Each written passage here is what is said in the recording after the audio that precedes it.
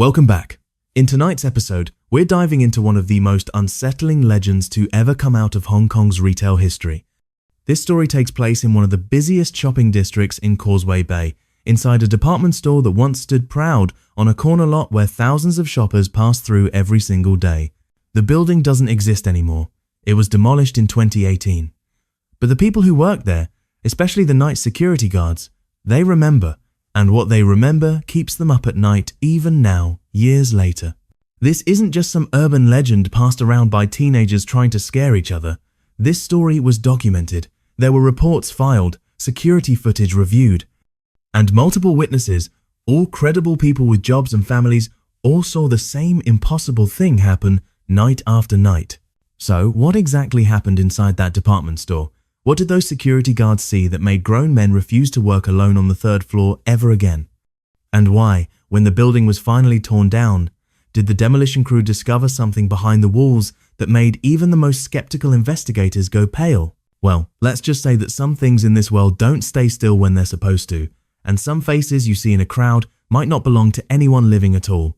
Let's dive in. Back in 2015, a man named Chen Wei got hired as a night security guard at the Golden Fortune department store in Causeway Bay. Chen was 32 years old, a former police officer who had left the force after a back injury. He wasn't looking for anything exciting or dramatic.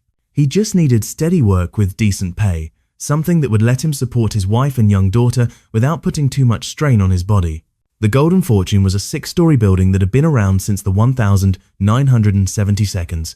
It wasn't fancy, not like the massive modern shopping centres that had sprung up all over Hong Kong in recent years.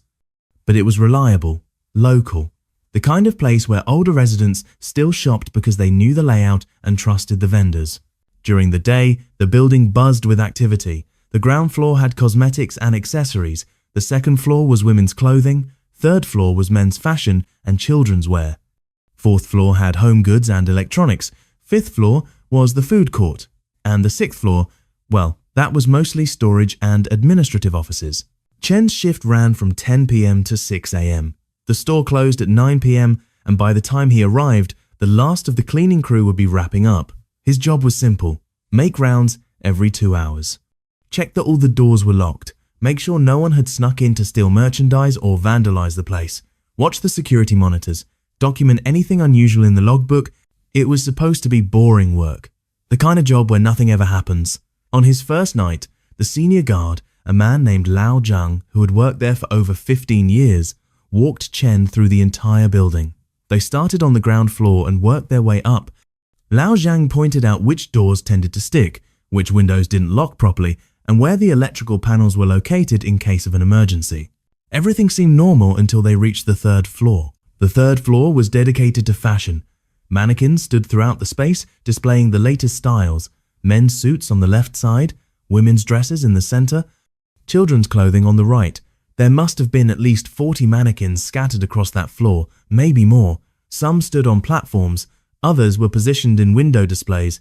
A few were seated in chairs, posed as if waiting for a bus or reading a magazine. Chen noticed that Lao Zhang moved through this floor differently than the others, faster, more purposeful, like he didn't want to linger.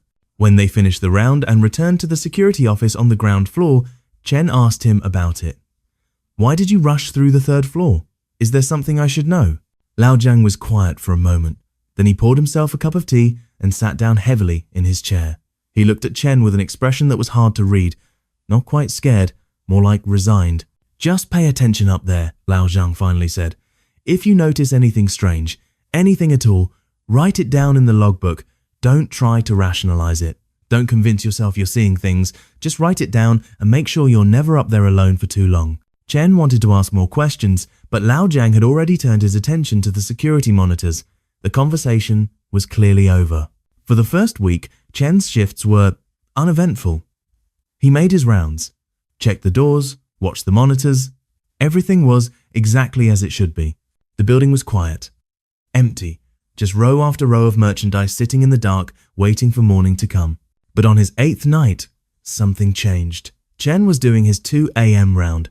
He took the elevator up to the 6th floor and worked his way down, just like always. When he reached the 3rd floor, he stepped out into the darkened space and swept his flashlight across the mannequins. That's when he noticed it.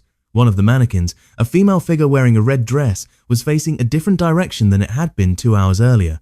Chen was sure of it. When he'd made his midnight round, that mannequin had been facing the window display. Now it was facing inward toward the aisle. He stood there for a moment, flashlight trained on the figure. The mannequin's face was blank and smooth, as all mannequin faces are, but something about its posture, the angle of its head, made Chen's skin prickle. Maybe the cleaning crew moved it, he thought.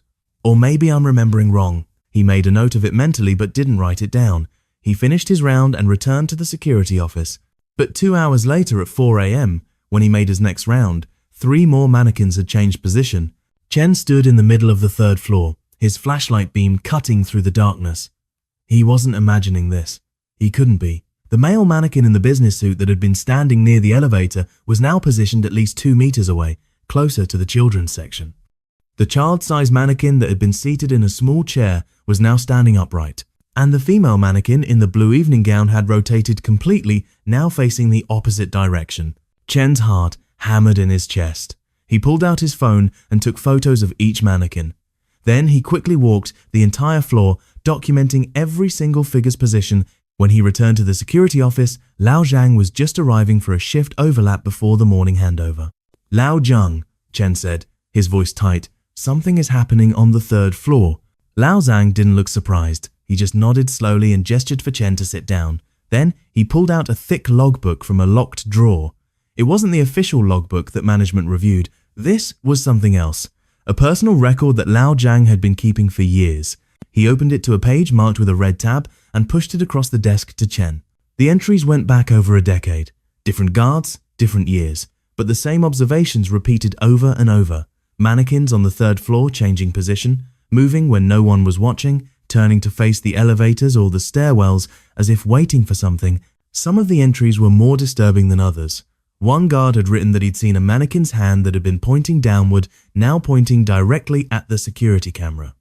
Another guard reported that 5 mannequins had been arranged in a circle, all facing inward, even though they'd been scattered across the floor hours earlier. The most recent entry was from just 3 months ago, written by a guard named Daniel who had quit after only 2 weeks. On his final night, he'd gone up to the 3rd floor at 3 a.m. and found every single mannequin, all 47 of them, facing the exact same direction. All of them were looking toward the storage room at the back of the floor. Chen felt his mouth go dry. Why didn't anyone tell me about this before I started working here? Lao Zhang closed the logbook. Because most people don't believe it until they see it themselves. Management thinks we're superstitious or stressed or making things up. They've checked the footage. They've reviewed the locks. They've even set up motion sensors. Nothing ever shows up on the cameras. The sensors never trip. According to all the equipment, nothing moves on that floor after closing. But we know better, don't we? Lao Zhang continued. We see it with our own eyes. Chen wanted to quit right then, walk out and never come back. But he thought about his wife and daughter, he thought about the bills he needed to pay, and he realized he couldn't afford to leave. Over the following weeks, Chen developed a routine to cope with the 3rd floor. He would make his rounds quickly, never lingering. He would avoid looking directly at the mannequins' faces. He would take photos at the start of each shift to document their positions, and he would note any changes in his personal logbook, just like Lao Zhang had taught him. The changes continued, sometimes subtle, sometimes dramatic, but always unsettling. One night, Chen noticed that a mannequin's arm, which had been hanging straight down, was now raised at shoulder height, its hand extended as if reaching for something. Another night, a group of 3 mannequins that had been spaced evenly apart were now standing close together, almost touching. The worst was when Chen arrived for his shift and Lao Zhang pulled him aside immediately. Don't go to the 3rd floor tonight, Lao Zhang said. His face was pale. I already made the rounds. Something is different up there. Very different. But Chen had to file his official report. He had to check every floor. It was his job. Against Lao Zhang's advice, he took the elevator up. When the doors opened on the 3rd floor, Chen's flashlight revealed something that made his blood run cold. Every mannequin on the entire floor, every single one, was now positioned along the walls. They formed a perfect corridor leading from the elevator to the back storage room. And all of them, without exception, were facing inward toward that path, creating a gauntlet, an invitation, or a trap. Chen did not walk down that corridor. He took photos from the elevator, documented what he saw, and went straight back down. When he told Lao Zhang what he'd seen, The older man just nodded grimly. "It's getting worse," Lao Jiang said. "It always gets worse before something happens." "What do you mean, before something happens?" Chen asked. "What's going to happen?" But Lao Jiang wouldn't say. 3 days after the mannequins had formed that unsettling corridor, management finally took the guards' concerns seriously. It wasn't because they believed the stories about moving mannequins, it was because the store's inventory numbers weren't adding up. Clothing items were going missing from the 3rd floor, not shoplifted during business hours. They were vanishing overnight. Management installed additional cameras, they brought in a security consultant, they even had a locksmith verify that all the doors and windows were properly secured, everything checked out. There was no logical explanation for the missing inventory or for the guards' reports. That's when someone suggested checking the building's history. And that's when things started to make sense in the most disturbing way possible. The Golden Fortune department store had been built on the site of a former garment factory. Back in the 1960s, Hong Kong's textile industry was booming. Factories operated around the clock, employing hundreds of workers, mostly young women from the mainland who had come to the city seeking better opportunities. In 1967, there had been a fire in that factory, a devastating one. It started on the 3rd floor in the sewing department, late at night during an overtime shift. The fire spread quickly through the cramped space, fueled by fabric and chemicals. The exits were blocked, the windows were barred. 23 workers died that night, trapped inside. Most of them were women between the ages of 18 and 25. The factory was demolished after the fire, and the lot sat empty for years. Then, in 1972, the department store was built on the same spot, and ever since then, there had been stories.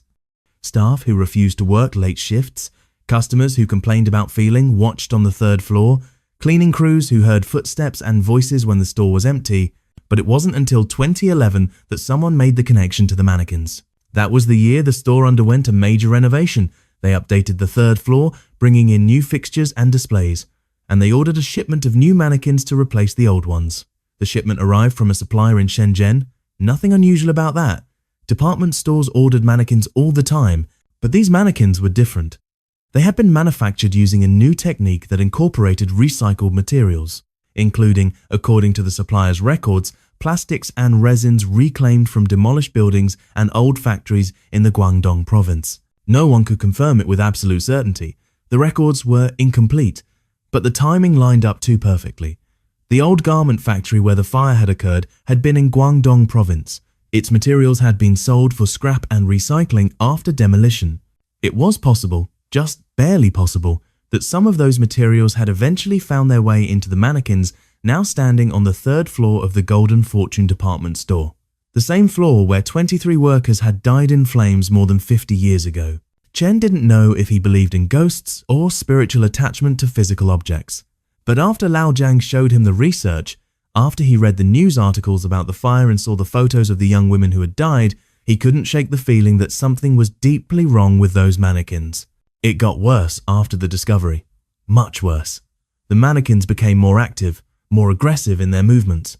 Chen would make his rounds and find them positioned in increasingly disturbing arrangements. Sometimes they formed shapes that looked almost like letters or numbers. Sometimes they clustered around specific spots on the floor as if marking locations.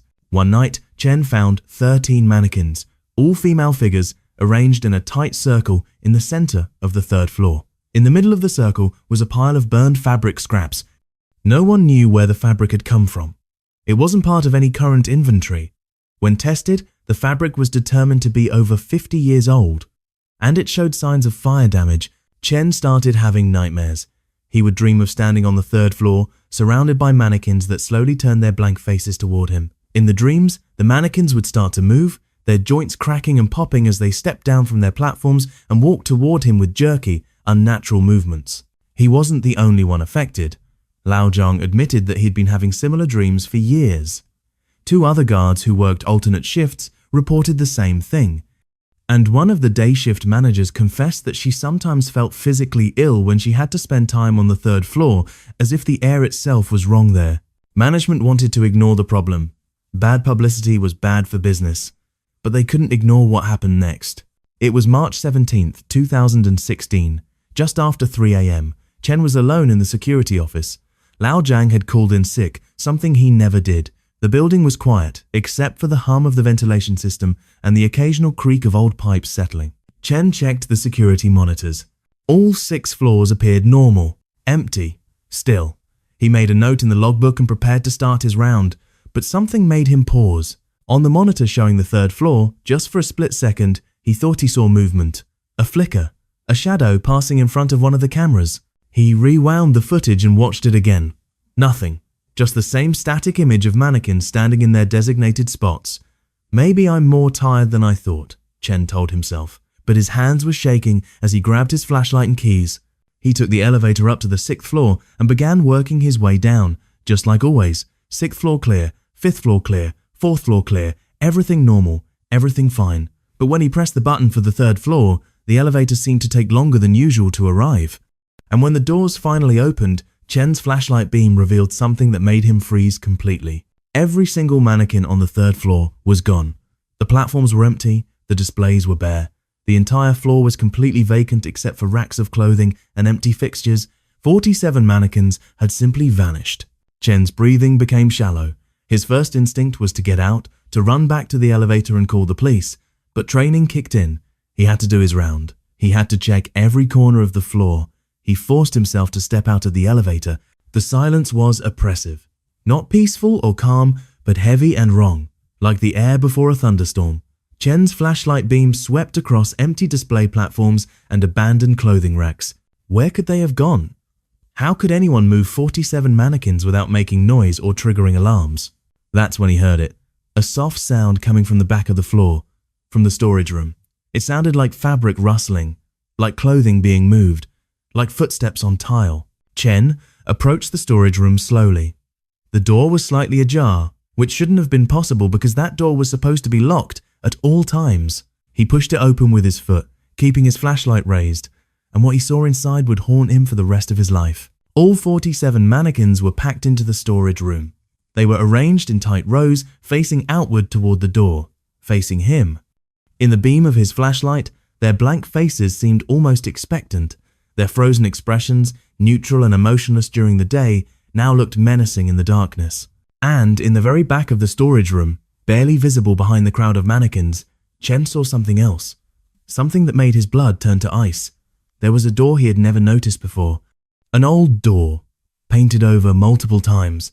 That led to another space behind the storage room. A space that shouldn't exist, according to the building's floor plans. The door was open just a crack, and from behind it came the unmistakable smell of smoke. Not fresh smoke from a recent fire, but old smoke. Smoke that had been trapped for decades. The same smell that survivors of the 1967 fire had described in their testimonies. Chen didn't think. He ran. He ran past the mannequins, past the empty displays, straight to the elevator. He hammered the button repeatedly until the doors opened, then collapsed inside as soon as they did.